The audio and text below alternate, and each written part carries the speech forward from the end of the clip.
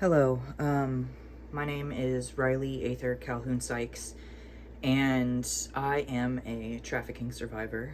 And currently, in this world, there is a lot being released that is meant to overwhelm and desensitize us and scare us.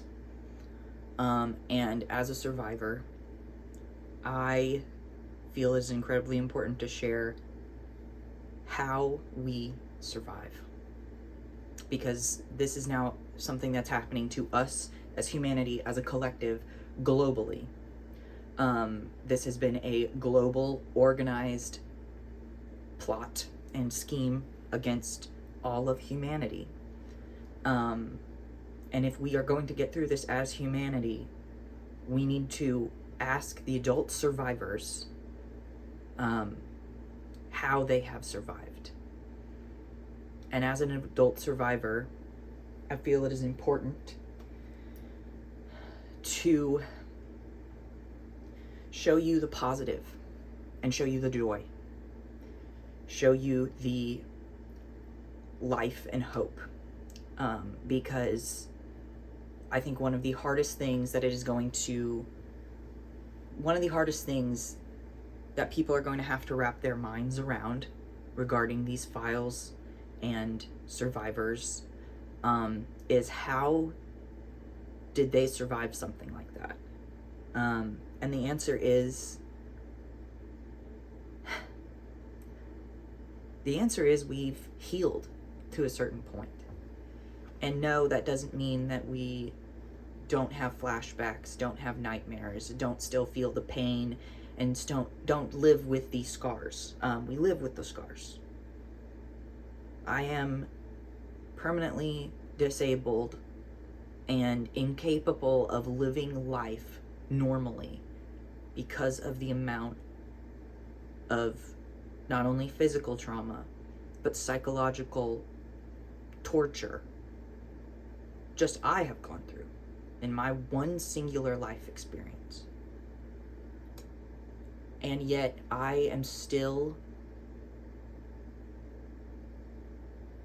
and I will say, I have to say this too, I'm not trying to make it sound like I am some happy-go-lucky, it's easier, just choose positive thinking and positive mindset. That's not it.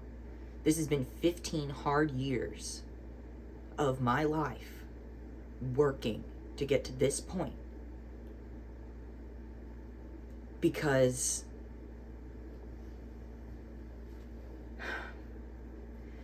part of the freedom that we as survivors have to find to feel free is expressing joy. Because yes, terrible things happen to me, and my abilities have been robbed from me. I can no longer live the life that I should have been able to live because of the things that other people did to me. And it damaged me to a point that I cannot live normally, dream normally, think normally. However, I am not going to continue to let them have that control over me. So I will find my happiness and joy wherever I can find it. And if that means that I have to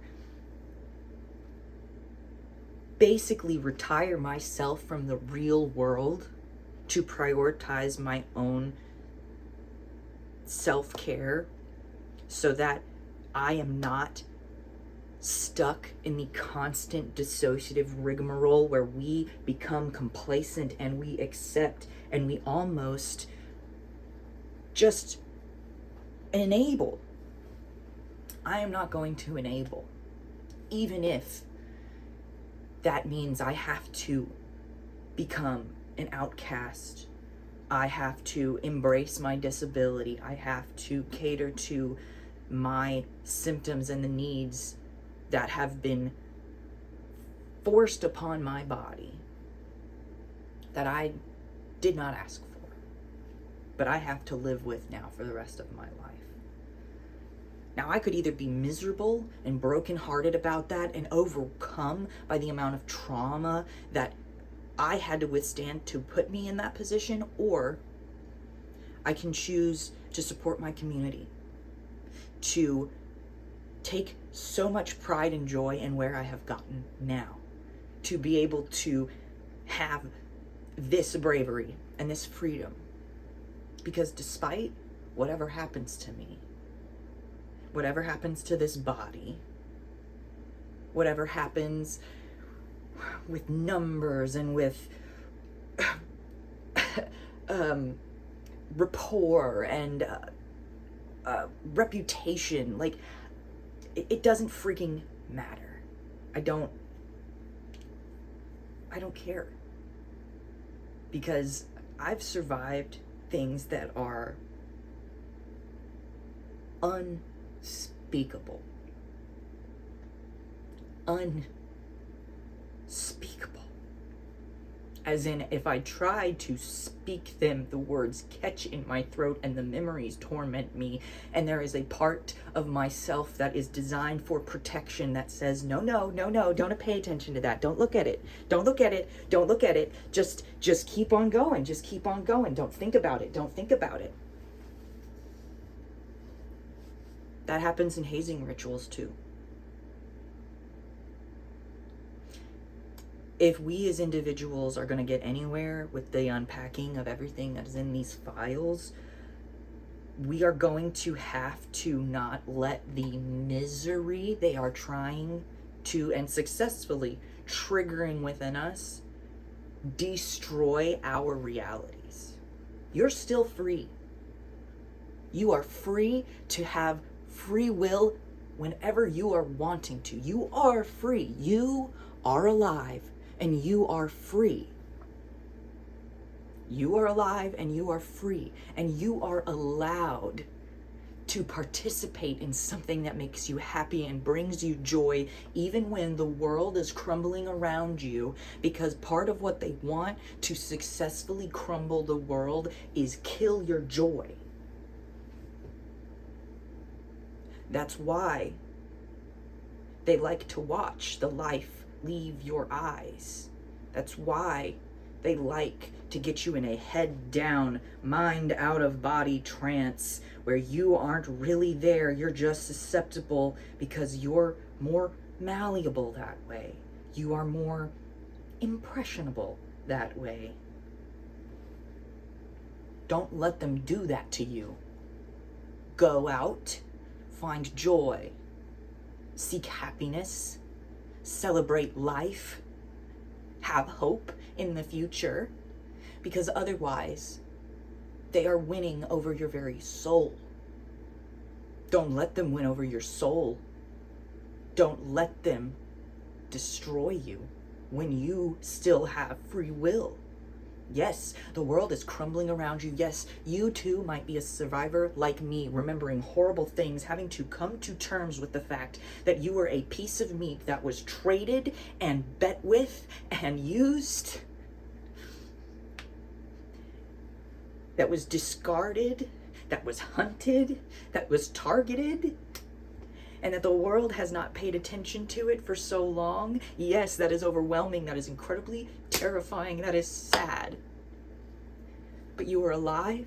You are free. You right now can go and get a cake and sit in the sunshine and eat and be happy, even if it's for 5 minutes, because they would hate that 5 minutes of joy that you have, doing whatever the fuck you want, being happy. Not letting them take up your mind with darkness and misery and pain. Don't let them do that to you. Don't let them do that to you. You are your own. You are free. You have free will to do whatever you want. Even when you feel as if you are trapped, you're not able to, you're stuck in this mindset, you have just been going and going, and it was how you were trained, and it's too late now. I've spent so long doing this, and I'm too far in the hole now. You are your own, and you are free. Do not let them lie to you that you have no autonomy. So, let me show you examples.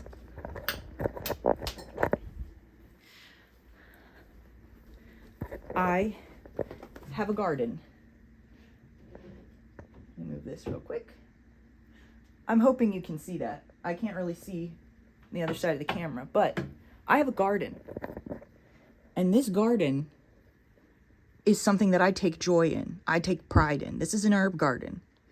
I have other plants down here that are also growing from sprouts that I have planted. This garden is my little piece of heaven, my joy, my happiness.